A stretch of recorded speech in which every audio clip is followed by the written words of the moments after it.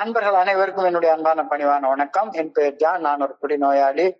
எல்லாம் வல்ல இறைவனோட அருளாலையும் தோழமையில இணைந்து செயல்படுவதால் நான் பெற்றுக்கொள்ளக்கூடிய அனுபவம், தெம்பு, நம்பிக்கை ஆகியவற்றாலும் இன்னைக்கு ஒரே ஒரு நாள் நான் குடிக்கல, தெளிவா, மன நிறைவா, அமைதியா வாழ என்னாலான எல்லா முயற்சிகளையும் செய்து கொண்டிருக்கின்றேன்.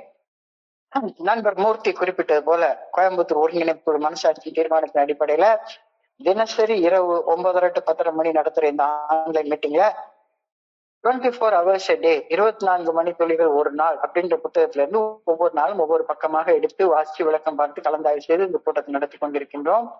அதன் தொடர்ச்சியாக இன்றைக்கு நாம வந்தடைந்திருக்கிற பக்கம் செப்டம்பர் மாதம் 13ஆம் நாள்.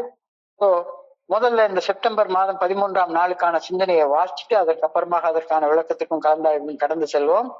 இந்த செப்டம்பர் 13 சிந்தனையை வாசிப்பதற்கு மூர்த்தி அல்லது தேவா 2 பேர்ல யாராச்சும் ஒரு ஆள் அன்போடு அழைக்கின்றேன். Please come. செப்டம்பர் 13 வாசிங்க please. Thank you sir. Murthy sir, நான் படிக்கட்டுமாங்க சார்? படிங்க தேவா, படிங்க, தாராளமா படிங்க. தேங்க்யூங்க சார், தேங்க்யூ. வணக்கம் நண்பர்களே, தேவான்னு ஒரு குடிநோயாளி. இன்னைக்கு ஒரு நாள் குடிக்கல, ஒரு நல்லான வேலையில பண்ணிட்டு இருக்கேன். 24 மணித்துளிகள் ஒரு நாள். செப்டம்பர் 13க்கான இன்றைய சிந்தனை தோழமையின் இன்றைய சிந்தனை.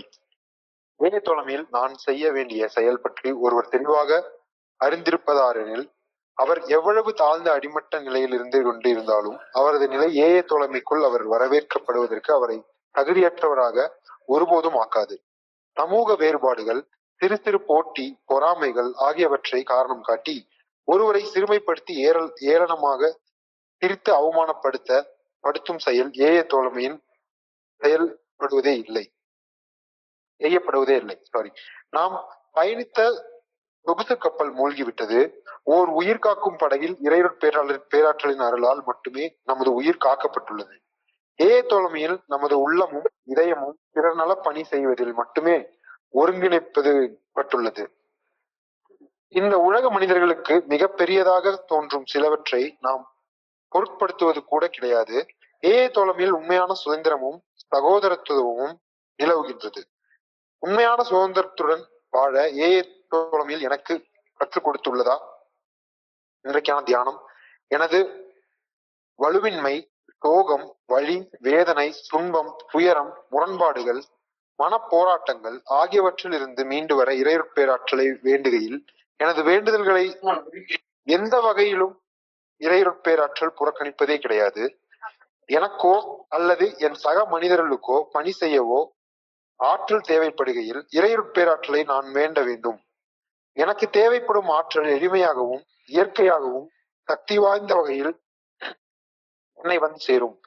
தேவைக்கு மட்டுமல்ல, இறைவர் பேராற்றலுடனான தொடர்பில் நிலைத்து இருக்கவும் நான் வேண்ட வேண்டும்.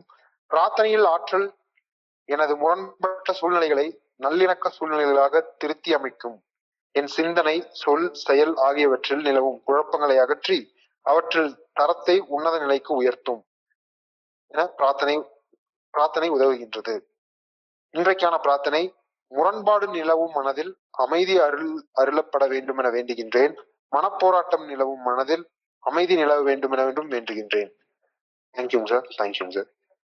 நன்றி நன்றி நன்றி தேவா, நன்றி தேவா, நன்றி தேவா. நண்பர்கள் அனைவருக்கும் மீண்டும் ஒரு முறை அன்பான பணிவான வணக்கங்களை தெரிவித்துக் கொள்றேன். என் பெயர் தான். நான் ஒரு குடிநோயாளி. எல்லாம் வல்ல இறைவனோட அருளாலையும் தோழமையில இணைந்து செயல்படுவதால் நான் பெற்றுக்கொள்ளக்கூடிய அனுபவம், தெம்பு, நம்பிக்கை ஆகியவற்றாலும் இன்னைக்கு ஒரே ஒரு நாள் நான் குடிக்கல, தெளிவா, மன நிறைவா, அமைதியா வாழ என்னாலான எல்லா முயற்சிகளையும் செய்து கொண்டு இருக்கின்றேன். நான் தோழமையில வந்து இணைந்த அந்த முதல் நாள் நான் எப்படி இருந்தேன் அப்படின்னு யோசிச்சு பாக்குறேன். எனக்கு எல்லாரும் என்னுடைய அந்த மோசமான பாதிப்புகளை பெருசா யாரும் ஒரு பெரிய பொருட்டாக எடுத்துக்கொள்ளல. ஒரு குடிநோயாளி எந்த அளவு மோசமான நிலையில பாதிக்கப்பட்டு இருந்தாலும் கூட அந்த குடிநோயின் பாதிப்புகள் இருந்து மீட்படைவதற்கு உண்மையாக விரும்பும் பட்சத்துல அந்த குடிநோயாளி கடந்த காலத்துல செய்த தவறுகளையும் அவர் தற்போது இருக்கக்கூடிய சமூக அந்தஸ்தையும் கொஞ்சம் கூட தோழமை பொருட்படுத்தாது. வா வந்து தொடர்ந்து உட்காரு, நலம் நிச்சயம் அப்படின்னு தோழமை எல்லாருக்கும் ஒரே வார்த்தையை தான் சொல்லும். நீ எவ்வளவு கீழே போயிருக்க, உன்னுடைய இழப்பு எவ்வளவு, உன்னுடைய சமுதாய அந்தஸ்து என்ன, இதெல்லாம் கொஞ்சம் கூட பொருட்படுத்துறதே கிடையவே கிடையாது. உனக்கு குடி நோயின் பாதிப்புக்கு மேற்படைய விருப்பம் இருக்கா, குடிக்கிறது நிறுத்தணுன்ற விருப்பம் இருக்கா, அவ்வளவுதான். இருந்தா வந்து உட்காரு, நீ எந்த நிலைமையில இருந்தாலும் அதை பத்தி எங்களுக்கு கவலை இல்லை அப்படின்னு தோழமை சொல்லுது. இந்த புத்தகம் மறுபடியும் அத்தியாயம் 11ல எ விஷன் ஃபார் யூ, உங்களுக்கான தொலைநோக்கு பார்வை அப்படின்ற கடைசி அத்தியாயத்துல தெளிவாக குறிப்பிட்டு சொல்லியிருக்காங்க. தோழமை ஒரு குடிநோயாளிய முழுமையாக ஏற்றுக்கொள்கின்றது. அந்த குடிநோயாளி கடந்த காலத்துல எவ்வளவு மோசமான தோல்விகளை அடைந்திருந்தாலும் சரி, சமூக அவமானம் அல்லது தாழ்வு நிலையில இருந்தாலும் சரி, அவர் தோழமையின் பணியை பெறுவதற்கு தகுதி நீக்கம்னு சொல்றதே கிடையவே கிடையாது.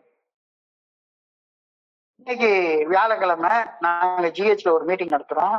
அந்த மீட்டிங் போயிருக்கிறப்ப அங்க ஒரு நண்பர் சொன்னாரு, சார் நான் 3 தடவை இந்த ஜிஹெச்ல வந்து அட்மிட் ஆயிட்டேன், திரும்ப போய் குடிச்சிட்டேன், இப்போ எனக்கு ரொம்ப மோசமான நிலைமையில இருக்கேன், இன்னொரு 10 நாள் இந்த ஜிஹெச்ல எனக்கு ஒரு அட்மிஷன் போடுறதுக்கு வேணும் அப்படின்னு சொல்லி எனக்கு கொஞ்சம் ரெக்கமெண்ட் பண்ணி டாக்டர்கிட்ட சொல்லுங்க அப்படின்னு சொல்லி சொன்னாரு.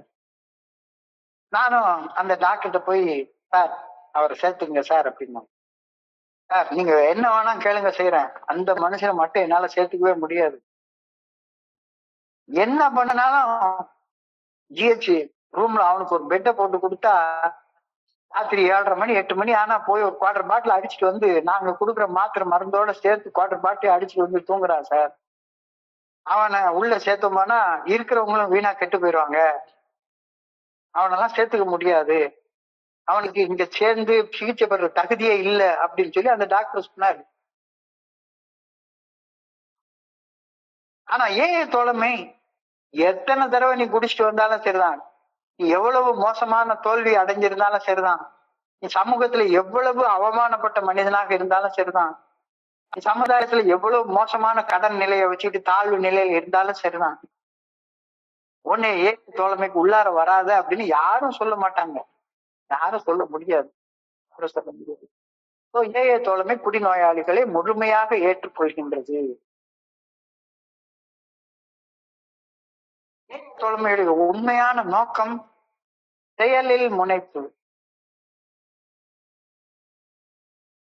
செயலில் முனைப்பு இது ஒரு குடிநோயாளி குடிநோயின் பாதிப்புகளிலிருந்து மீண்டு தன்னுடைய சக நண்பர்களுக்கு தேவையான பணிகளை செய்வதற்கான விருப்பத்தை கொண்டிருப்பதை குறிப்பிட்டிருக்கிறது. இங்க வந்தா நான் வந்து தோழமையில வேற எதுக்காகவும் வரல, என்ன மாதிரி கஷ்டப்பட்டுட்டு இருக்க மனுஷன் கஷ்டப்படக்கூடாது, அவனுக்காக ஏதாச்சும் ஒரு பணி செய்யணும், அதுக்காக என்னுடைய நேரத்துல கொஞ்ச நேரத்தை ஒதுக்கி நான் பணி செய்யறதுக்காக மட்டும்தான் இங்க நான் வர்றேன், வேற நோக்கமே கிடையாது. ஒரு குணமடைகிறது இல்ல அப்படின்றது ஒரு டாக்டருடைய நோக்கமாக இருக்கலாம், ஆனா என்னுடைய நோக்கம் நான் குணமடைவதற்காக பணி செய்யணும் அப்படின்றது மட்டும்தான். ஒரு சில ஸ்கூல்ல எல்லாம் எடுப்பாங்க, ஒழுங்கா படிக்காத ஸ்டூடெண்ட் எடுக்க மாட்டாங்க, குறையா மார்க் எடுத்திருந்தா சரிதான், இந்த பையன் ஒழுங்கா படிக்க மாட்டான், நான் எங்க ஸ்கூல்ல எடுத்துக்க மாட்டோம் அப்படின்னு சொல்லி ஸ்கூல்ல சொல்லுவாங்க. ஏன்னா எங்க ஸ்கூலுடைய தரம் கெட்டு போயிடும், ரிசல்ட் பாதிச்சிடும். நாங்கெல்லாம் அதை பத்தி இங்க தொலைமையில யோசிக்கிறதே கிடையாது. யார் வேணாலும் வந்து உட்காரு, குடிக்கிறது நிறுத்தணும், குடிநோயின் பாதிப்புகள்ல இருந்து மீட்படையணும் அப்படின்ற விருப்பம் இருந்தா போதும், வா வந்து உட்காரு. உண்மையான சமத்துவம், ஈக்குவாலிட்டி தோழமையில மட்டும்தான் நிலவுது. இது வெறுமன் பேச்சுக்காக இல்ல. ஒரு அந்தஸ்து, செல்வம், அதிகார பின்னணி, பொருளாதார பின்னணி, இது போன்றவை தோழமையில சுத்தமாக பார்க்கப்படுவதே கிடையாது. சமமானவர்களின் பகிரப்பட்ட ஒரு தோழமை குடும்பமாக தோழமை விளங்குகின்றது. இந்த முகவுரையோட இன்னைக்கு சிந்தனையுடைய முதல் வரிக்கு நம்ம போறோம். No one is discredited nor has sunk too low to be welcomed cordially into AA if he or she means business. குடிக்கிறது நிறுத்தணும்ன்ற ஆசை இருந்தா போதும். அது உண்மையான ஆசையா இருக்கான்னு கூட நம்ம பாக்குறது கிடையாது. அவர் சொல்றாரு, அந்த நண்பர் சொல்றாரு, குடிக்கிறது நிறுத்தணும்ன்ற ஆசை எனக்கு இருக்கு, நான் தலைமைக்கு வரலாமா அப்படின்னா தாராளமா அவர் உட்காருங்க. No one is discredited. No one has sunk too low to be welcomed cordially into AA if he or she means business. தலைமையில என்ன பிசினஸ்? நான் குடிக்காம தெளிவோட இருக்கணும், அதை தவிர வேற வேலையே எனக்கு கிடையாது, அவ்வளவுதான். தோழமை குடிநோயாளிகளை முழுமையாக ஏற்றுக்கொள்கின்றது. தோழமை கஷ்டப்படுற மனிதர்களுக்கு பணி செய்வதை ஒண்ணு மட்டும்தான் செயல் நோக்கமாக கொண்டு உள்ளது. தோழமையில புற அந்தஸ்து, செல்வம், அதிகார பின்னணி, பொருளாதார பின்னணி இது போன்றவை சுத்தமாக பார்க்கப்படுவதே கிடையாது. சமமானவர்களின் பகிரப்பட்ட ஒரு தோழமை குடும்பமாக தோழமை விளங்குகின்றது அப்படின்ற கருத்தோட இன்றைய சிந்தனை ஆரம்பிக்குது. தோழமையில தான் செய்ய வேண்டிய பணி பற்றி ஒருவர் தெளிவாக அறிந்திருப்பார் எனில் அவர் எவ்வளவு தாழ்ந்த அடிமட்ட நிலையில் இருந்து கொண்டிருந்தாலும் அவரது நிலை தோழமையிலிருந்து தோழமைக்குள்ளார அவர் வரவேற்கப்படுவதற்கு தகுதியற்றவராக அவரை ஒருபோதும் ஆக்காது. நீ உனக்கெல்லாம் வர்றதுக்கு தகுதி கிடையாது அப்படின்னு யாரையும் பார்த்து நம்ம சொல்றதே கிடையாது. உனக்கெல்லாம் தகுதி கிடையாது, நீ எல்லாம் எங்க குரூப்புக்கு வரக்கூடாது அப்படி யாராவது சொன்னாங்க அப்படின்னு சொன்னா அவங்க தோழமையை புரிஞ்சு கொள்ளவே இல்லைன்னு அர்த்தம். யாரையும் பார்த்து நம்ம அப்படி சொல்றதே கிடையாது. அது மருத்துவமனைகள்ல சொல்லுவாங்க, ட்ரீட்மெண்ட் சென்டர்ல சொல்லுவாங்க, நாம அப்படி சொல்றதே கிடையவே கிடையாது.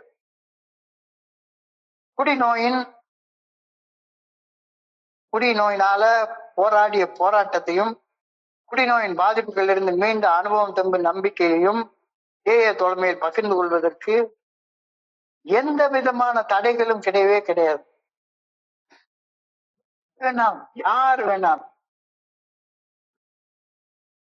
குடிநோயால போராட்டம், குடிநோயின் பாதிப்புகள் இருந்து மீண்டு வந்த அனுபவம் தம்பு நம்பிக்கை இதை பகிர்ந்து கொள்வதற்கு யாரையும் தடை செய்ய முடியவே முடியாது.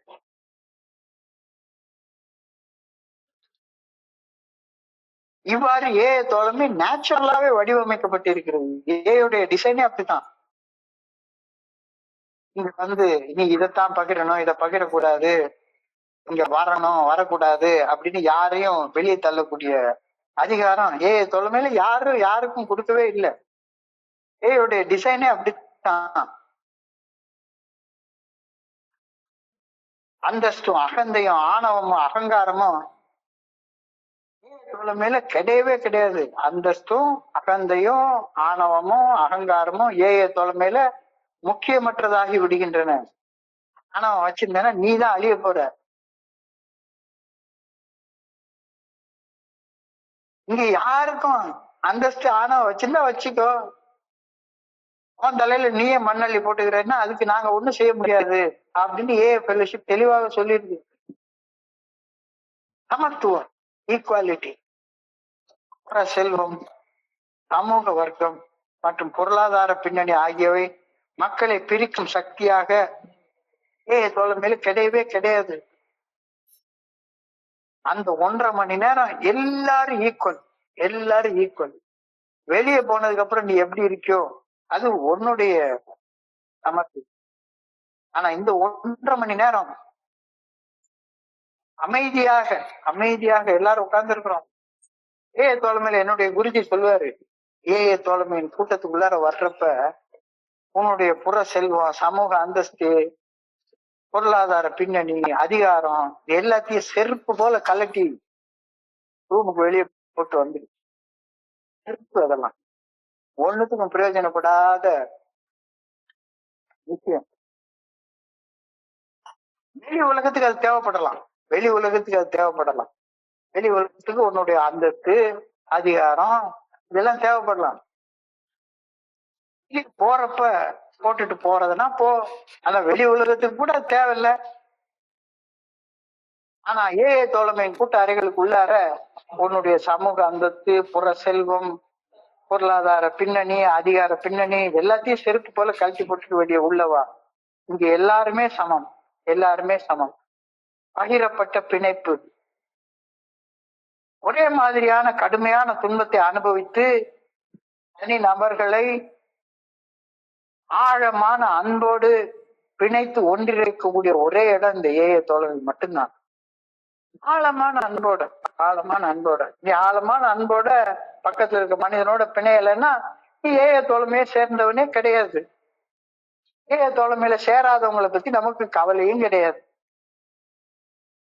நமக்கு ஏஏ தோழமையில சேர்ந்தவங்களை பத்தி மட்டும்தானே கவலை. யாராவது ஒருத்தங்க செருப்பு போட்டு உள்ள வந்து உட்காந்துருக்காங்க அப்படின்னு சொன்னா அவனுடைய புற செல்வம், பயங்கரமான அந்தஸ்து, ஆஸ்தி, இதை வச்சு ஆணவத்தோட கர்வத்தோட பேசிட்டு இருக்கான் அப்படின்னு சொன்னா அவன் ஏஏ தோழமையை பத்தி புரிஞ்சுக்கவே இல்லை. ஏஏ தோழமையை சேர்ந்தவனே கிடையாது. ஏஏ தோழமையில சேராதவங்களை பத்தி நமக்கு என்ன கவலை? பணிவு. மக்கள் ஒருவருக்கு ஒருவர் பணி செய்து நலமுடன் வாழ்வதில் கவனம் செலுத்தும் போது வாக்குவாதம், பொறாமை, கர்வம், தற்பெருமை இது எல்லாமே இயற்கையாக மறைஞ்சு போயிடும். இயற்கையாக மறைஞ்சு போயிடும். எஸ், சில நேரங்கள்ல இதெல்லாம் தலை தூக்கலாம். ஆனா நான் இங்க வந்திருக்கிறது இன்னொருத்தருக்கு பணி செய்ய வந்திருக்கிறேன் அப்படின்றப்ப ஆட்டோமேட்டிக்கா அந்த பணிவு வந்துடும். ஒருவர் மற்றவருக்கு பணி செய்து நலமுடன் வாழ்வதில் கவனம் செலுத்தும் போது சிறு சிறு வாக்குவாதம், பொறாமை, கர்வம், தற்பெருமை ஆகியவன மறைந்து போகின்றது. Social distinction, petty rivalries, jealousies are laughed out of countenance. Petty distinctions, social distinctions, petty rivalries, jealousies are laughed out of countenance. சமூக வேறுபாடுகள், சிறு சிறு போட்டி பொறாமைகள் ஆகியவற்றை காரணம் காட்டி ஒரு தனி நபரை சிறுமைப்படுத்தி ஏளனமாக சிரித்து அவமானப்படுத்தும் செயலை ஏஐல யாருமே செய்யறதே கிடையாது. நான் இதுவரைக்கும் இந்த 30 வருஷத்துல ஒருத்தர் கூட நான் அப்படி பார்த்ததே கிடையாது. ஒருத்தர் கூட ஏளனமாக பார்த்து சிரித்து அவரை சிறுமப்படுத்தி நீ எல்லாம் உருப்பிட மாட்ட அப்படின்னு ஏஏ தோழமையின் கூட்டங்கள்ல சொல்லி நான் பார்த்ததே கிடையாது. வேணா பேசுவாங்க, இடையில பேசுவாங்க.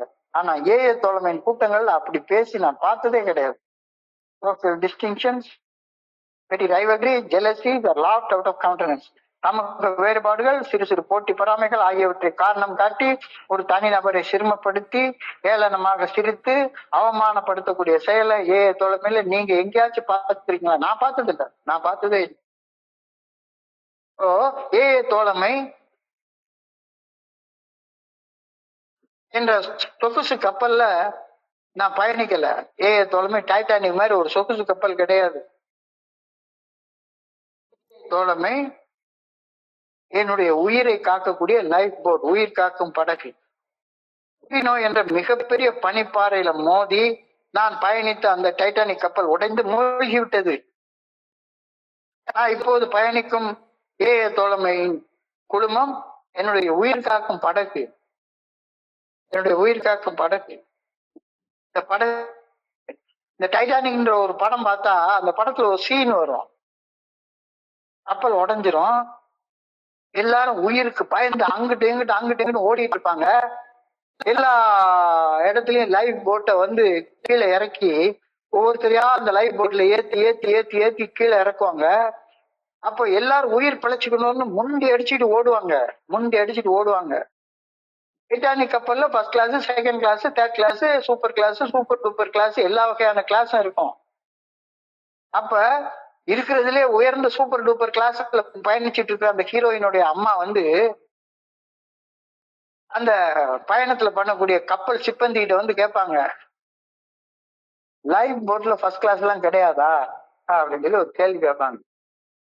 அதாவது டைட்டானிக் படத்துல அவ்வளவு சீரியஸான இடத்துலயும் ஒரு பயங்கரமான ஜோக்கு, லைஃப் போட்ல ஃபர்ஸ்ட் கிளாஸ் செகண்ட் கிளாஸ் எல்லாம் கிடையாதா, என்ன இப்படி இன்டீசென்ட்டா எல்லாரும் அடிச்சு மோதிட்டு உட்கார்ந்து இருக்காங்க அப்படின்னு அந்த ஹீரோயினுடைய அம்மா கேட்பா. கேட்ட உடனே அந்த ரயில், அந்த கப்பல்ல வேலை பார்க்கிற ஒரு சிப்பந்தி வந்து என்ன பதில் சொல்றேன்னே தெரியாது. தலையில ஒரு அடி அடிச்சுப்பான். இப்படிப்பட்ட ஜென்மங்களும் இந்த உலகத்துல இருக்கு. லைஃப் போட்ல ஃபர்ஸ்ட் கிளாஸ் இருக்கான்னு கேக்குது. லைஃப் போட்ல ஃபர்ஸ்ட் கிளாஸ் இருக்கான்னு கேக்குது. இதே தோழமையின் குழு வந்து ஒரு லைஃப் போட் மாதிரி. இந்த லைஃப் போட்ல பெரிய first class, second class, third class, super class அப்படிலாம் ஒண்ணுமே கிடையாது. ஒரே கிளாஸ் தான். ஒரே கிளாஸ் தான். டைட்டானிக் கப்பல்ல ஒரு கேப்டன் இருப்பாரு. டைட்டானிக் கப்பல்ல ஒரு கேப்டன் இருப்பாரு, வைஸ் கேப்டன் இருப்பாரு. டைட்டானிக் கப்பல்ல பணி செய்ய 1000 சிப்பந்திகள் இருப்பாங்க. ஆனா லைஃப் போட்டுக்கு உயிர் காக்கும் படகிற்கு கேப்டன் எல்லாம் கிடையாது. லைஃப் போட்ல பணி செய்ய ஒரு சிப்பந்தி கூட கிடையாது. லைஃப் போட்ல பணி செய்யறதுக்கு ஒரு சிப்பந்தி கூட கிடையாது. நமக்கு நாம தான் பணி செய்து கொள்ளணும். குடிநோயால் போராடிய போராட்டத்தையும் அந்த நோயின் பாதிப்புகள் இருந்து மீண்டு வந்த மீட்சியையும் பார்க்கையில் நமது அகங்காரம், அந்தஸ்து, ஆணவம், தற்பெருமை, கர்வம், தன்னலம், தன்முனைப்பு இதெல்லாம் இயற்கையாக நம்ம கிட்ட இருந்து கலண்டு விழுந்துக்கணும். இங்க வந்து அந்தஸ்து பார்த்துக்கிட்டு, ஆணவம் பார்த்துக்கிட்டு, தற்பெருமையில பேசிக்கிட்டு, கர்வத்தோட பேசிக்கிட்டு, ஏளன சிரிச்சுக்கிட்டு, தன்னலம் தன்முனைப்போட வாழ்ந்து கொண்டிருந்தா அவெல்லாம் மனுஷனே கிடையாது. ஆனா எல்லார்கிட்ட இருந்து இது இயல்பாக வெகு இயற்கையாக கலண்டு விழுந்துரும். அந்தஸ்து, ஆணவம், தற்பெருமை, கர்வம், தன்னலம், தன்முனைப்பு எல்லாம் இயற்கையாக கலண்டு விழுந்துரும். ஒரு பொதுவான ஆன்மீக பிணைப்பின் மூலமாகவும் சக மனிதர்களுக்கு பணி செய்யறதுல கவனத்தை குவிப்பதன் மூலமாகவும் ஏய தோழமையில நாம இறையர் பேராட்டின் நல்ல ஒழுங்கான வழிகாட்டுதல்ல ஒன்றிணைக்கின்றோம். ஒரு பொதுவான ஆன்மீக பிணைப்பின் மூலமாகவும் சக மனிதர்களுக்கு பணி செய்வதில் கவனத்தை குவிப்பதன் மூலமாகவும் ஏய தோழமையில் நாம் இறையர் பேராட்டின் நல்ல ஒழுங்கான வழிகாட்டுதலின் கீழ் ஒன்றிணைக்கின்றோம். பகிரப்பட்ட பாத்திரம். ஏய தோழமையில வந்து இணையக்கூடிய ஒவ்வொருவரும் குடிநோயின் கடுமையான போராட்டத்துல போராடி விட்டு அதற்கு அப்புறமா தான் ஒரு பொதுவான இறையர் பேராட்டின் நல்ல ஒழுங்கான வழிகாட்டுதலுக்கு கீழே இயங்கக்கூடிய ஏய தோழமையில வந்து இணைகின்றோம். போராடாம இங்க யார் வந்து இணைஞ்சிருக்கா? இஷ்டப்படாம, அவமானப்படாம யாருமே இங்க வந்து இணையறது கிடையாது. இத்தகைய சூழல்ல சமூக அந்தஸ்து, செல்வம், அதிகாரம், அகங்காரம், கர்வம், தற்பெருமை இதெல்லாம் யாருக்கும் ஒரு பொருட்டாக இருக்கிறதே கிடையாது. இங்க வந்து உட்கார்ந்து எவனாச்சும் ஒருத்தன் தலையை தூக்கி வச்சுக்கிட்டு நான் அந்த இந்த அந்தஸ்துன்னு பேசினான்னா அவனை நம்ம கண்டுக்கிறதே கிடையாது. குடிநோயின் பாதிப்புகள் இருந்து மீட்படுதல் என்பது இறையர் பேராற்றலின் கீழ் ஒரு கூட்டு ஆன்மீக விழிப்புணர்வை ஒருவருக்கு ஒருவர் உருவாக்கி கொள்றதுல அமைஞ்சிருக்கு. அதுதான் மீட்படுதல் நம்ம சொல்றோம்.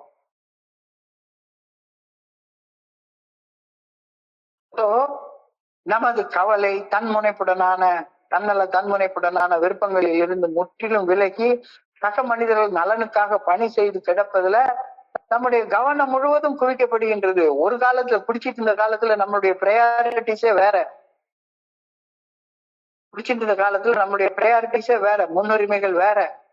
ஆனா ஏய தோழமையில வந்ததுக்கு அப்புறமாக நம்முடைய கவனம் தன்முனைப்புடனான விருப்பங்களை இருந்து முற்றிலுமாக விலகி சக மனிதர்களின் நலனுக்காக பணி செய்து கிடப்பதில் குவிக்கப்படுகின்றது. இதுதான் இன்னைக்கு 2வது வரி எழுதியிருக்கு. being wrecked in the same vessel, being restored and united under one God, with hearts and mind attuned to the welfare of others, the things that matters so much to some people in the world no longer notified to us. நமக்கு அது கிடையாது. இந்த உலகத்துல ஆஸ்தி, அந்தஸ்து, பொருள் அது எல்லாம் தேவைப்படலாம். ஏய தோழமையில நாங்கள் விரும்பி கொடுக்கும் பொருள் குவியால் இதை நடத்துகிறோம்னு எந்த ஒரு கிறுக்கனும் எழுதி வச்சிருக்கிறான். இங்க பொருளும் கிடையாது, ஒண்ணும் கிடையாது. கிட்டில காசு போட்டா போடு, போடலன்னா விட்டுரு. நீ கொடுக்குற 10 ரூபாயை வச்சு ஏய தோழமை நடக்கல. இது லைஃப் போட்டு, இங்க கேப்டன் கிடையாது, உனக்கு பணி செய்யறதுக்கு சிப்பந்திகள் எல்லாம் கிடையாது. நான் பயணித்த சொகுசு கப்பல் மூழ்கி விட்டது. ஒரு உயிர் காக்கும் படையில இறையர் பேராட்டின் அருளால் மட்டுமே நாம் உயிர் காக்கப்பட்டு உள்ளது. ஒரு உயிர் காக்கும் படகுல இறையர் பேராற்றின் அருளால் மட்டுமே நமது உயிர் காக்கப்பட்டு உள்ளது. ஏஏ தோழமை நமது உள்ளமும் இதயமும் பிறர் நல பணி செய்வதில் மட்டுமே ஒருங்கிணைக்கப்பட்டுள்ளது. இந்த உலக மனிதர்களுக்கும் இந்த உலகத்துல ஒரு வாழக்கூடிய மனிதர்களுக்கு மிக பெரியதாக தோன்றும் சிலவற்றை நாம ஒரு மேட்டரா நினைக்கிறது கூட கிடையாது, பொருட்படுத்துவதே கிடையாது. எனக்கு 100 கோடி ரூபாய் சொத்து இருக்கா, வச்சுக்கோ, அதை பத்தி எங்கேயா பேசுற, நான் பெரிய ஐஏஎஸ் ஆபீசர் இருந்துக்கோ, நான் பெரிய வட்ட செயலாளர் மாவட்ட செயலாளர் இருந்துக்கோ. இந்த உலகத்துல மிகப்பெரிய விஷயங்களாக கருதப்படக்கூடியவற்றை நாம ஏஏ தோழமையில ஒரு பொருட்டாக மதிக்கிறது கூட கிடையாது. புற்றுநோயின் பாதிப்புகளிலிருந்து மீட்படையும் மிக நீண்ட பயணம், சமூக தர வரிசைகள், பொருளாதார அதிகார பின்னணிகள் மற்றும் வெளிப்புற வேறுபாடுகள் சுத்தமாக ஒதுக்கி வைக்கப்படுகின்றன. தோழமையில் நாம் நமது அனுபவம் தெம்பு நம்பிக்கையை மட்டுமே பகிர்ந்து கொள்வதை நம்முடைய ஒரே செயல் நோக்கமாக கொண்டு செயல்படுவதால் ஏஏ தோழமையில் அனைவரும் சமமான அந்தஸ்திலும் சகோதரத்துவத்துடனும் நம்ம இருக்கின்றோம். ஏஏ தோழமையில குடிநோயின் பாதிப்புகள்ல இருந்து மீள்வதற்காக நாம ஒன்றிணையும் போது பிற மனிதர்களுக்கும் எனக்கும் இருக்க புற வேறுபாடுகள் கிடையவே கிடையாது, கிடையவே கிடையாது. ஒரு அழகா சொல்லுவாரு, நான் ஏஏ தோழமையில கூட்டத்துல உட்கார்ந்து இருக்கிறப்ப என் பக்கத்துல உட்கார்ந்து இருக்கிறவரு இந்த மதத்துக்காரரு, இந்த ஜாதிக்காரரு, இந்த நாட்டுக்காரரு, கருப்புக்காரரு, வெள்ளைக்காரரு, அவர் பெரிய பணக்காரரு, அவர் பெரிய அரசாங்க அந்தஸ்துல இருக்கிறவரு, அப்படிலாம் நான் பாக்குறதே கிடையாது. நான் ஒரு குடிநோயாளி, அவர் ஒரு குடிநோயாளி, நான் ஒரு குடிநோயாளியின் பக்கத்துல உட்கார்ந்து இருக்கேன், அவ்வளவுதான். வேற எந்த வகையான எண்ணமும் கிடையவே கிடையாது.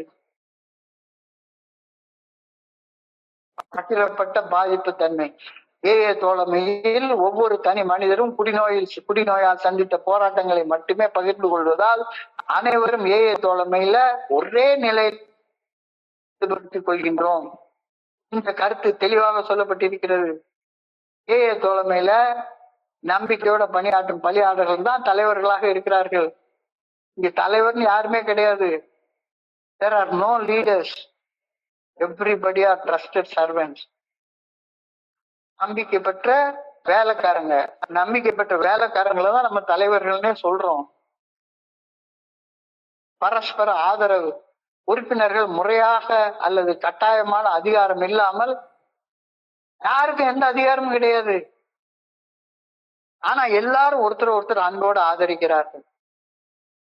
சிறந்த ஏற்பு, தனி நபர்களின் கடந்த காலம் அல்லது தனிப்பட்ட வரலாறை பொருட்படுத்தாமல் ஏஏ தோழமை ஒவ்வொருவரையும் சமமாக வரவேற்கின்றது.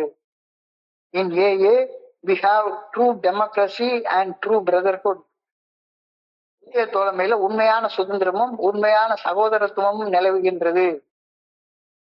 As AA taught me to be truly democratic, உண்மையான சுதந்திரத்தோட வாழ ஏஏ தோழமை எனக்கு கத்து கொடுத்துருக்குதா? நான் சுதந்திரமா வாழ மாட்டேன், என்னை சுத்தி வாழக்கூடிய எவனையும் சுதந்திரமா வாழ விட மாட்டேன் அப்படின்ற நிலையில தான் இன்னும் நான் வாழ்ந்து கொண்டிருக்கேனா? அப்படி நீ வாழ்ந்து கொண்டிருந்தேன்னா ஒன்னு நீயே கேட்டுக்கோ, இன்றைக்கு தியானத்துக்கு கடந்து போ, இன்றைக்கு தியானத்துக்கு கடந்து போ. கடினமான காலங்களில் இறையர் பேராற்றலின் உதவியை பிரார்த்தனையில் நாடும் போது எனக்கு தேவைப்படும் வல்லமை, எனக்கு தேவைப்படும் ஆற்றல் குழம்பிய கோபமான மனதை அமைதியாக மாற்றுகின்றது. கண்ணை மூடி ஆண்டவா உமக்கு நன்றி அப்படின்ற ஒரு வார்த்தை சொல்ற நேரத்துல எனக்கு தேவைப்படக்கூடிய வல்லமை, ஆற்றல் எல்லாமே வந்துருது.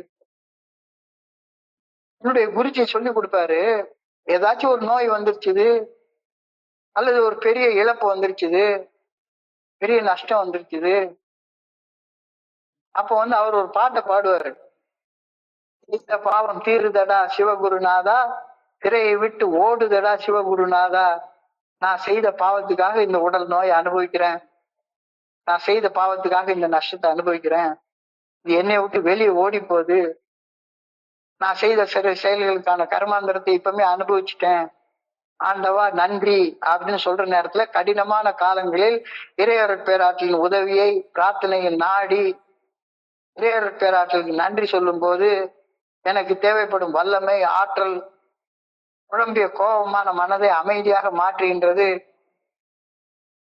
பிரார்த்தனை இப்படித்தான் உதவுது. இறைவனுக்கு நன்றி அப்படின்னு பிரார்த்தனையில சொல்லும் போது சிந்தனை தெளிவாக மாறுகின்றது. பிரார்த்தனை எனது மனதின் சிந்தனைகளின் தரத்தை உயர்த்தி சூழ்நிலைகளை தெளிவான மனதோட பார்க்க உதவுகின்றது அப்படின்னு சொல்றாரு. நான் ஒரு நாள் என்னுடைய குழப்பங்களை, என்னுடைய வலி வேதனைகளை இந்த கோணத்துல நான் பார்த்ததே கிடையாது. பிரார்த்தனை எனது மனதின் சிந்தனைகளின் தரத்தை உயர்த்தி சூழ்நிலைகளை தெளிவான மனதோட பார்க்க உதவுகின்றது. பிரார்த்தனை பண்ணும்போது புதிய அமைதி எனக்குள்ளார் உருவாகின்றது. வெறுப்பு, மன கசப்புகளை அகற்றி மனதை சாந்தப்படுத்துவதற்கு பிரார்த்தனை உதவுகின்றது. உண்மையான வலிமை, வீழ்ந்து கிடக்கும் நிலையிலிருந்து மீண்டு எழுந்து நிற்க வலிமையை இந்த பிரார்த்தனை கொடுக்குது. எஸ், ஆமா, எனக்கு ஏகப்பட்ட பிரச்சனை இருக்குது, வலி இருக்கு, வேதனை இருக்கு, துன்பம் இருக்கு, துயரம் இருக்கு, சிக்கல் இருக்கு, பிரச்சனை இருக்கு. ஆனா இந்த பிரச்சனையினால என்னுடைய கடந்த காலத்துல நான் செய்த கர்மாந்தரம்லாம் தீருது அப்படின்ற கோணத்துல அதை பார்க்கும்போது கிடக்கும் நிலையிலிருந்து மீண்டு எழுந்து நிற்கக்கூடிய வலிமை இந்த பிரார்த்தனையால நான் பெற்றுக்கொள்கின்றேன். எப்பவுமே பிரார்த்தனை அவ்வளவு பெரிய ஒரு செயல். உன்னுடைய நிலைமைய கடவுளுடைய பாதத்துல இறக்கி வைக்கிற செயலை செய். உதவி கேளு, உதவி கேளு. இறையருட் பேராற்றலை ஒரு உற்ற நண்பனை போல நினைச்சு பேசு. உன் மனசுக்குள்ளாரே இருக்கிறாரு, உன் மனசுக்குள்ளாரே இருக்கிறாரு. பேராற்றலை உன்னுடைய உற்ற நண்பனாக நினைச்சு கண்ணை மூடி உனக்குள்ளாரே பேசு. ஆமா, நான் செய்த கர்மாந்தரத்தாலதான் நான் இது எல்லாத்தையும் அனுபவிச்சுட்டு இருக்கேன். ஆண்டவா, கூடிய சீக்கிரம் இதெல்லாம் என்னை விட்டு கடந்து போயிடும். அதுக்கு அப்புறமாக இந்த சூழ்நிலைக்கு என்னைய கொண்டு வந்து இந்த செயல்களை செய்யாம இருக்கக்கூடிய சக்தி எனக்கு கொடு அப்படின்னு கேளு. அமைதியோட பிரார்த்தனை பண்ணு, அமைதியோட பிரார்த்தனை பண்ணு. நன்றி சொல்லிக்கிட்டே இரு. என்ன நடந்தாலும் நன்றி சொல்லிக்கிட்டே இரு. When you call on God in prayer to help you overcome weakness, sorrow, pain, discord and conflict, God never fails in some way to answer your appeal. என்னுடைய வலுவின்மை, சோகம், வலி, வேதனை, துன்பம், துயரம், முரண்பாடுகள், மன போராட்டங்கள் ஆகியவற்றிலிருந்து மீண்டு வர இறையருட் பேராற்றலை நான் வேண்டும் போது ஆட்டோமேட்டிக்கா எனது வேண்டுகோளை எந்த வகையிலும் இறையருட் பேராற்றல் நிராகரிப்பதே இல்லை. கையை தூக்கிட்டேன்னா, பாஞ்சாலி கையை தூக்குறப்ப ஆட்டோமேட்டிக்கா உதவி வர்றது மாதிரி உனக்கும் வந்து சேரும், உனக்கும் வந்து சேரும். எனக்கோ அல்லது என் சக மனிதர்களுக்கோ பணி செய்யவோ ஆற்றல் தேவைப்படும் போது இறையருட் பேராற்றலை நான் வேண்ட வேண்டும். எனக்கு தேவைப்படும் ஆற்றல் எளிமையாகவும் இயற்கையாகவும் சக்தி வாய்ந்த வகையிலும் என்னை வந்து அடையும். ஆற்றல் இல்லாம செயல்பட முடியாது. எதுக்கு ஆற்றல் தேவை? நான் செயல்படுவதற்கு எனக்கு ஆற்றல் தேவை. உழைச்சி பணம் சம்பாதிக்கிறதுக்கு எனக்கு ஆற்றல் தேவை. என் சக மனிதர்களுக்கு பணி செய்ய எனக்கு ஆற்றல் தேவை. எனக்கோ அல்லது என் சக மனிதர்களுக்கு பணி செய்யவோ ஆற்றல் தேவைப்படும் போது இறையருட் பேராற்றலிடம் நான் வேண்ட வேண்டும். வேண்டும் போது, பிரார்த்தனை பண்ணும் போது எனக்கு தேவைப்படும் ஆற்றல் எளிமையாக, இயற்கையாக, சக்தி வாய்ந்த வகையில என்னை வந்து அடையும் அப்படின்ற ஒரு ஆழமான வாக்குறுதி இன்றைய தியானத்துல கொடுக்கப்பட்டிருக்கிறது. When I am in need of strength for myself or to help some other person, when I am in need of strength for myself or help for some other person, call upon God in prayer. The power I need will come simply, naturally and forcefully. எவ்வளவு பெரிய வாக்குறுதியை கொடுத்துருக்காங்க. எனக்கு இதை நான் நிறைய நேரத்துல பார்த்துருக்கிறேன். நேற்றைக்கு நண்பர் சிவசுப்பிரமணியன் சொன்ன மாதிரி நான் என்னுடைய சக மனிதர்களுக்கு பணி செய்வதற்காக ஆற்றலை ஆண்டவன்ட்டு கேட்கிறேன். எளிமையாக அந்த ஆற்றல் கிடைக்குது, இயற்கையாக அந்த ஆற்றல் கிடைக்குது, சக்தி வாய்ந்த வகையில கிடைக்குது. ஒவ்வொரு நாளும் நான் செய்யக்கூடிய பணி சிறப்பதற்கு இறையருட் பேராற்றல் எனக்கு சக்தி கொடுத்துட்டே இருக்குது. எனக்கோ என் சக மனிதர்களுக்கு பணி செய்யவோ ஆற்றல் தேவைப்படுகையில் இறையருட் பேராற்றலை நான் வேண்ட வேண்டும். எனக்கு தேவைப்படும் ஆற்றல் எளிமையாகவும் இயற்கையாகவும் சக்தி வாய்ந்த வகையிலும் என்னை வந்தடையும். When I am in need of strength for myself or for help to some other person, call upon God in prayer. நீ கேட்டனா, the power you need will come simply, naturally and forcefully. பிரார்த்தனையின் மூலம் எனக்கோ என் சக மனிதர்களுக்கு பணி செய்யவோ உள் மன வலிமையை கண்டறிவது எவ்வாறு? பிரார்த்தனை என்பது ஒரு எளிய சக்தி வாய்ந்த வழியாகும். நன்றி சொல்லு, நன்றி சொல்லு. ஆண்டவா என்னை மனுஷனாக படைச்சதுக்கு நன்றி அப்படின்னு சொல்லு. ஒரு எளிய இயற்கையான சக்தி வாய்ந்த முறையில சக்தி உன்னை சேர்க்கும். யாருக்கும் பணி செய்வது உன்னுடைய கடமைன்றப்ப பணி செய்வது உன் கடமை இல்லை, அது கடவுளுடைய படைப்பின் நோக்கம். படைப்பின் நோக்கத்தின்படி வாழ்வதற்காக நீ சக்தி கேட்கும் போது ஆட்டோமேட்டிக்கா அந்த சக்தி உன்னை வந்து சேரும். ஏன்னா நீ உன்னுடைய நோக்கத்தை நிறைவேற்றுறதுக்கு சக்தி கேட்கல, ஆண்டவனுடைய நோக்கத்தை நிறைவேற்றுறதுக்கு சக்தி கேட்கிற. அந்த சக்தி எளிமையாக இயற்கையாக சக்தி வாய்ந்த வகையில உன்னை அடையும். பிரார்த்தனைகள்ல சும்மா உட்கார்ந்துட்டு பெருசா பயங்கரமான வார்த்தைகளை போட்டு புரியாத வார்த்தைகளை போட்டு பேசாத. எளிமையான வார்த்தைகள்ல உன்னுடைய அம்மா கிட்ட பேசுற மாதிரி, அப்பா கிட்ட பேசுற மாதிரி, ஆத்மார்த்தமான நண்பன்கிட்ட பேசுற மாதிரி பிரார்த்தனையில பேசு. எளிமையான வார்த்தைகளை பயன்படுத்தி உனக்குள்ளார நீ பேசு. மனிதர்கள் மீது கவனத்தை செலுத்து. அமைதியை கேளு. பிரார்த்தனை பண்ணும்போது கவலையும் மன அழுத்தமும் இயல்பாக இயற்கையாக குறையும். தெளிவாக ஒருமுகப்படுத்தப்பட்ட மனம் கிடைக்கும். தனிமை மறந்து ஏகாந்தம் பிறக்கும். பிரார்த்தனை பண்ணும்போது உனக்கு தனியா இருக்கிற ஃபீலே வராது. தனிமைக்கும் ஏகாந்தத்துக்கும் இடையில நிறைய வித்தியாசம் இருக்கு. தனியா இருக்கிறப்ப வலி வேதனையை அனுபவிச்சா நீ தனிமையில இருக்குன்னு அர்த்தம். ஆனந்தத்தையும் சந்தோஷத்தையும் நீ அனுபவிச்சேன்னா ஏகாந்தத்துல இருக்கிறேன்னு அர்த்தம். தனிமையின் சோகம் மறைந்து ஏகாந்தத்தின் நிம்மதி பிறக்கும், ஏகாந்தத்தின் மகிழ்ச்சி பிறக்கும். எப்ப பிரேயர் பண்ணும்போது அடுத்த அடியை எடுத்து வைக்க தைரியம் கிடைக்கும்.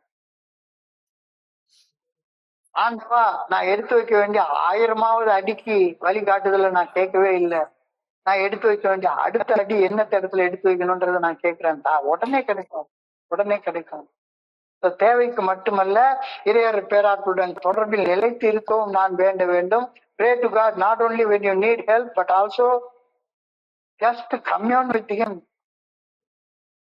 எப்பவும் எப்பவும் எப்பவும் தனியா இருக்கிற நேரத்துல கண்ணை மூடி உனக்குள்ளார அருவமாக உள்ள இருக்கக்கூடிய அந்த இறையர் பேராற்றலோட அந்த செல்ஃப் டாக் அப்படின்னு சொல்லுவாங்க. Nothing but self talk. எனக்குள்ளார இருக்கக்கூடிய இறையர் பேராற்றலோட எப்பவுமே உரையாடி கொண்டிருப்பதுதான் prayer. Pray to God not only when you need help but also just commune with him. பிரார்த்தனையின் ஆற்றல் என்னுடைய முரண்பட்ட சூழ்நிலைகளை நல்லிணைப்பு சூழ்நிலைகளாக திருத்தி அமைக்கும். என்னுடைய சிந்தனை, சொல், செயல் ஆகியவற்றின் நிலவும் குழப்பங்களை அகற்றி அவற்றின் தரத்தை உன்னத நிலைக்கு உயர்த்த பிரார்த்தனை எனக்கு உதவி செய்கின்றது. The spirit of prayer can also alter the atmosphere from discord, reconciliation. It will raise the quality of my thought, word and bring order in chaos அப்படின்ற வார்த்தை எனக்கு அழகா எழுதிட்டாங்க. The spirit of prayer can alter an atmosphere from one of discord to one of reconciliation. It will raise the quality of thought and word and bring order out of chaos. பிரார்த்தனை என்னுடைய மனதை அமைதிப்படுத்தி, என்னுடைய வார்த்தைகளை மேம்படுத்தி, என்னுடைய மனசில் இருக்கக்கூடிய குழப்பத்தை நீக்கி ஒரு தெளிவான அமைதி எனக்கு கொடுக்குது. பிரார்த்தனைனா இந்த வார்த்தையில தான் பேசணும். இறைவா எங்களுக்கு மாற்ற முடியாது, ஏற்றுக்கொள்ளும் மனப்பக்கத்தை மாற்றக்கூடியதை மாற்றும் துணிவாய் விட்டு ஞானத்தையும் தந்தருள்வாய் அப்படின்னு செயின்ட் பிரான்சிஸோட உன்னதமான பிரேயரை மனப்பாடம் பண்ணி பண்றது அதெல்லாம் பிரேயரே கிடையாது. உன்னுடைய வார்த்தையில பண்ணு. செயின்ட் பிரான்சிஸ் அவருடைய வார்த்தையில பண்ணாரு. தோழமையில அவங்க ஒரு வார்த்தையில சொல்றாங்க. நீ உன்னுடைய வார்த்தையில உனக்குள்ளார இருக்கிற கடவுளோட பேசு. பிரார்த்தனை ஒரு சூழலை மாற்றுகின்றது, கவனத்தை மாற்றுகின்றது, உணர்ச்சிகளை அமைதிப்படுத்துகின்றது. என்ன பக்கத்துல வாழக்கூடிய மனிதர்களோடு என்னை பிணைக்கின்றது. வாக்குவாதங்களால் பிரிந்த இதயங்களை பிரார்த்தனை ஒன்றிணைக்கின்றது. மன தெளிவை தருகின்றது. மன குழப்பத்தையும் அமைதியையும் மன அழுத்தத்தையும் நீக்கி மன அமைதி எனக்கு தருகின்றது. எப்பவுமே மனசுல குழப்பமா இருந்தா கண்ணை மூடு, ஒரு நேரம் ஆண்டவா நன்றி அப்படின்னு ஒரு வார்த்தையை சொல்லு. யார் கூட சண்டை போடணும், அவனை திட்டணும், கெட்ட வார்த்தை பேசணும் அப்படின்ற ஒரு உந்துதல் உள்ளாகிற நேரத்துல கொஞ்ச நேரம் கண்ணை மூடு, ஒரு ஸ்டெப் பின்னால போ. 1 2 3 4 5 என்ன அந்த 1 2 3 4 5 தான் பிரார்த்தனை. அமைதியா கேளு, அமைதியா கேளு, ஆழமாக கேளு, அன்பாக கேளு, எல்லாம் உனக்கு கிடைக்கும். The spirit of prayer can alter the atmosphere from one of discord into reconciliation. It will raise the quality of thought and word and bring order out of chaos. பிரார்த்தனை ஆற்றல் என்னுடைய முரண்பட்ட சூழ்நிலைகளை நல்லிணக்க சூழ்நிலைகளாக திருத்தி அமைக்கும். எவ்வளவு வார்த்தை பாருங்க. என்னுடைய சிந்தனை, சொல், செயல் ஆகியவற்றின் நிலவும் குழப்பங்களை அகற்றி அவற்றின் தரத்தை உன்னத நிலைக்கு உயர்த்த பிரார்த்தனை உதவுகின்றது. So I pray that I may bring peace when there is discord. முரண்பாடு நிலவும் மனதில் அமைதி அருளப்பட வேண்டும் என ஆண்டவா உம்மை பணியோடு கேட்டுக்கொள்கின்றேன். I pray that I may bring conciliation when there is conflict. மன போராட்டம் நிலவும் மனதில் நிறைவு வரணும், அமைதி வரணும், நிம்மதி வரணும் அப்படின்னு ஆண்டவா உண்மை வேண்டிக் கொள்கின்றேன். இப்ப எப்ப பார்த்தாலும் மனசுல போராட்டம், எவனை புடிச்சு திட்டலாம், எவனை புடிச்சு காலை வாரலாம், எப்ப பார்த்தாலும் அந்த எண்ணம் இருக்கிற நேரத்துல I pray that I may bring conciliation when there is conflict. மன போராட்டம் நிலவு மனதில் நிறைவு, நிம்மதி, அமைதி வர வேண்டும் என ஆண்டவாமை வேண்டுகின்றேன் அப்படின்ற கருத்தோட இன்னைக்கு நிறைவு பெறுகின்றது. ஸோ இன்றைய சிந்தனையை சுருக்கமாக பார்த்தோம்னா, ஒரு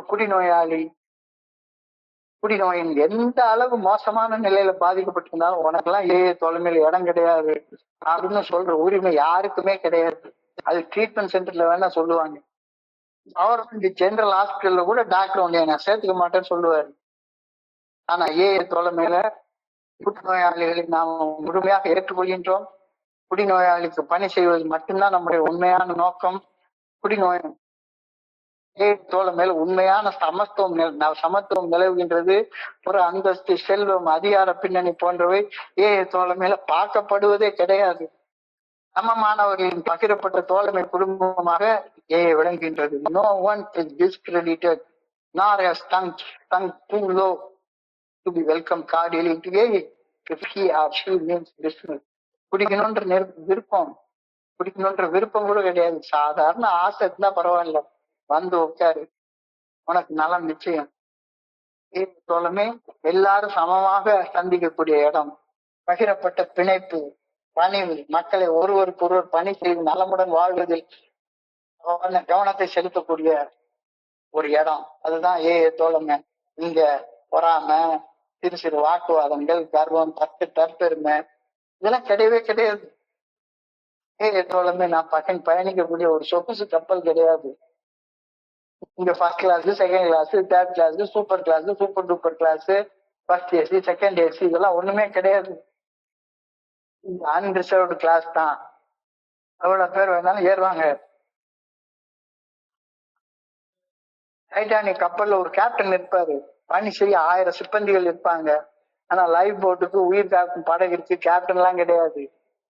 லைஃப் போட்ல பணி செய்ய சிப்பந்திகள் கிடையாது. கிடுநோயால போராடின போராட்டங்களையும் அந்த நோயின் பாதிப்புகள் இருந்து மீண்டு வந்த மீட்சியையும் பார்க்கும்போது நம்முடைய அகங்காரம், அந்தஸ்து, ஆணவம், தற்பெருமை, கர்வம், தன்னலம், தன்முனைப்பு இது எல்லாம் கண்காணாம இடத்துல மறைஞ்சு போயிடும். தோழமையில வந்து இணையும் ஒவ்வொருவரும் குடிநோயின் கடுமையான போராட்டத்தை போராடி விட்டுதான் என்னைக்கு வந்து இணையறாங்க. ஒரு பொதுவான இறையர் பேராற்றலின் கீழே அவருடைய நல்ல ஒழுங்கான வழிகாட்டுதலுக்கு கீழே இயங்கக்கூடிய தோழமை தான் இது. இங்க எந்த மனுஷனுடைய சக்தியும் கீழே இயங்கல. இந்த சூழ்நிலையில சமூக அந்தஸ்து, செல்வம், ஆடம்பரம், அகங்காரம், கர்வம், தற்பெருமை இதையெல்லாம் நம்ம பாக்குறதே கிடையாது. பாக்குறோம், பார்த்துட்டு போறான். நாம பார்க்க கூடாது. தோழமை பார்க்கறது இல்ல. புற்றுநோயின் பாதிப்புகளில் இருந்து மீட்படுதல் என்பது இறையரர் பேராற்றலின் கீழ் ஒரு கூட்டு ஆன்மீக விழிப்புணர்வை நாம் ஒருவருக்குள்ளாரையும் கொண்டு வருகின்றது. நாம பயணித்த சொத்து கப்பல் மூழ்கிவிட்டது. ஒரு உயிர் காக்கும் படகில் இறையரர் பேராற்றலின் அருளால் மட்டுமே நமது உயிர் காக்கப்பட்டு உள்ளது. தோழமையில நம்முடைய உள்ளமும் இதயம் பிறர் நல பணிகள் செய்வதில் மட்டுமே ஒருங்கிணைக்கப்படுகின்றது. இந்த உலக மனிதர்கள் பெருசாக நினைக்கக்கூடிய விஷயங்கள் நமக்கு ஒரு பொருட்டாகவே தோன்றதே கிடையாது. பொருட்டாவே தோன்றது கிடையாது. Democracy and true brotherhood AA தோழமையில உண்மையான சுதந்திரம் சகோதரத்துவம் நிலவுகின்றன. AA taught me to be truly democratic. உண்மையான சுதந்திரத்தோட வாழ, உண்மையான சுதந்திரத்தை சக மனிதர்களுக்கு அழித்து வாழ ஏஏ தோழமையில நான் கத்துக்கிட்டேனா, இல்ல இன்னமும் டூ வாட் ஐ சே அப்படின்னு டஃப் லவ் காட்டிட்டு உட்கார்ந்துருக்கிறதுனா, கடினமான காலங்களில் இறையர் பேராற்றின் உதவியை பிரார்த்தனை நாடும் போது எனக்கு தேவைப்படும் வல்லமை, ஆற்றல் ஆனா கிடைக்குது, இயற்கையாக கிடைக்குது. தெளிவான சிந்தனை, புதிய அமைதி, உண்மையான வலிமை, இதெல்லாம் எனக்கு கிடைக்குது. பிரார்த்தனையில நாம என்ன கேட்கிறோம்? உதவி கேட்கிறோம். பிரார்த்தனை பண்ணும்போது என்ன சூழ்நிலை இருந்தாலும் சரி, அது கடவுளுக்கு நன்றி சொல்றோம். நோய் வந்தா கூட, எவ்வளவு பெரிய இழப்புகள் வந்தா கூட, ஆண்டவா நான் செய்த கர்மாந்திரத்துக்கான பலனை இப்பவுமே அனுபவிச்சுட்டேன். செய்த பாவம் தீருதடா சிவகுருநாதா, சிறையை விட்டு ஓடுதடா சிவகுருநாதா அப்படின்ற மனப்பான்மைக்கு நான் இங்க வந்து சேர்றேன். ஆட்டோமேட்டிக்கா. When you call on God in prayer to help overcome weakness, sorrow, pain, discord, conflict, God never fails. In some way or other, He answers your appeal. என்னுடைய வலுவின்மை, சோகம், வலி, வேதனை, துன்பம், துயரம், முரண்பாடுகள், மன போராட்டங்கள், இதுல இருந்து மீண்டு வருவதற்கு இறையர் பேராற்றலை வேண்டும் போது என்னுடைய வேண்டுதல்கள் ஒரு நாளும் நிராகரிக்கப்படுவதே கிடையவே கிடையாது. எனக்கோ அல்லது என் சக மனிதர்களுக்கு பணி செய்யவோ ஆற்றல் தேவைப்படும் போது, இறையர் பேராற்றலின் ஆற்றலை நான் வேண்டும் போது நேச்சுரலா எளிமையாக சக்தி வாய்ந்த வகையில எனக்கு ஆற்றல் கிடைக்குது. ஒவ்வொரு நாளும் அந்த ஆற்றல் எனக்கு வழங்கப்படுகின்றது. இன்னைக்கெல்லாம் இதை நான் பண்ற நேரத்தில் நேரடியாக பாக்குறேன். When I am in need of strength for myself or for help to some other person, call upon God in prayer, the power I need will come simply, naturally and forcibly. பிரார்த்தனை என்பது ஒரு எளிய இயற்கையான சக்தி வாய்ந்த வழியாகும். அமைதியாக கவனம் செலுத்தி பிரார்த்தனை செய்ய, எளிய வார்த்தைகள்ல பிரார்த்தனை செய்ய. ரொம்ப கடுமையான வார்த்தைகளை மனப்பாடம் பண்ணி எல்லாம் பிரார்த்தனையை பண்ணவே பண்ணாத. கடவுள்கிட்ட உன்னோட ஃப்ரெண்டு கிட்ட பேசுற மாதிரி, அப்பா கிட்ட பேசுற மாதிரி, அம்மா கிட்ட பேசுற மாதிரி, தோல் மேல தோல் போட்டு கை பேசுற ஃப்ரெண்டு கிட்ட பேசுற மாதிரி உன்னுடைய மனதின் வார்த்தைகள்ல பேசு. உனக்காக கேட்கறத விட உலகத்துக்காக கேளு. சக மனிதர்களோடு கவனத்தோடு கேளு, அமைதியாக கேளு, கவலையும் மன அழுத்தம் இல்லாம கேளு, தெளிவான உலகம் ஒருமுகப்படுத்தப்பட்ட மனசோட கேளு. அப்படி கேட்கிற நேரத்தில் தனிமை மறைந்து ஏகாந்தம் பிறக்கும். நான் தனியான ஆள் இல்லை, எனக்குள்ளார நான் கேட்கறத கொடுக்கறதுக்கு ஒருத்தர் இருந்துட்டே இருக்காரு அப்படின்ற ஒரு உண்மை உனக்கு புரிய வரும்.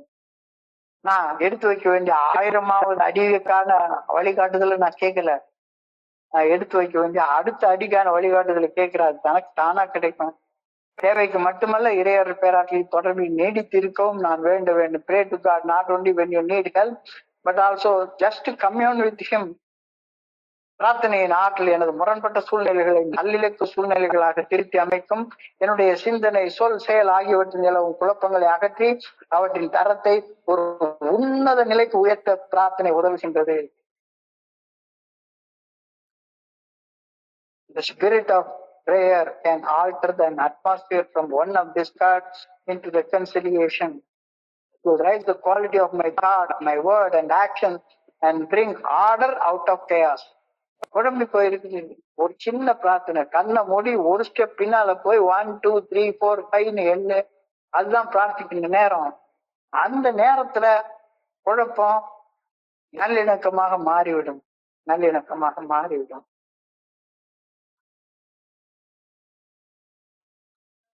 பிரார்த்தனை மனதை அமைதிப்படுத்தி, நம் வார்த்தைகளை மேம்படுத்தி, குழப்பத்தை நீக்கி தெளிவான அமைதி அளிக்கின்றது, கவனத்தை மாற்றுகின்றது, உணர்ச்சிகளை அமைதிப்படுத்துகின்றது, என் சக மனிதர்களோடு என்னை பிணைக்கின்றது, மன தெளிவை தருகின்றது. என்ன செய்யணும் பிரார்த்தனையில? முதல்ல கண்ணை மூடி மௌனமாக இரு, அமைதியாக இரு. சொந்த வேலைகளுக்காக கேட்டுட்டே இருக்காத. கடவுள் உன்னுடைய வேலைக்காரன் இல்ல, நீதான் கடவுளுடைய வேலைக்காரன். கடவுள் உன்னுடைய வேலைக்காரன் இல்ல, நீதான் கடவுளுடைய வேலைக்காரன். அமைதியாக கேளு, அன்பாக பேசு. எல்லாம் கிடைக்கும், எல்லாம் கிடைக்கும். Pray that I may bring peace where there is discord. முரண்பாடு நிலவும் மனதில் அமைதி நிலவப்பட வேண்டும் என வேண்டுகின்றேன். I pray that I may bring conciliation when there is conflict. ஆனா போராட்டம் நிலவும் மனதில் அமைதி நிலவ வேண்டும் என அன்போடு ஆண்டவனை வேண்டிக் கொள்கின்றேன் அப்படின்ற பிரார்த்தனையோடு இன்றைய சிந்தனை முடிவடைகின்றது. இன்றைய சிந்தனையை படிக்கும் போது என் மனதை கடன் சென்ற சிந்தனைகளை உங்களோட பகிர்ந்து கொள்ள இந்த நல்ல வாய்ப்பு உருவாக்கி கொடுத்த இந்த குழுவிற்கு என்னுடைய மிக பணிவான நன்றிகளை தெரிவித்துக் கொள்றேன். இதுவரைக்கும் பொறுமையாக கேட்ட ஒவ்வொரு நண்பருக்கும் என்னுடைய பணிவான நன்றிகள். இந்த இரவு பொழுது நண்பர்களுக்கு இனிமையான இரவாக அமையணும் இறைவன பணியோட வேண்டிக் கொள்கின்றேன். நன்றி நன்றி நன்றி நன்றி நன்றி நன்றி நன்றி. வாழ்க வையகம், வாழ்க வளமுடன்.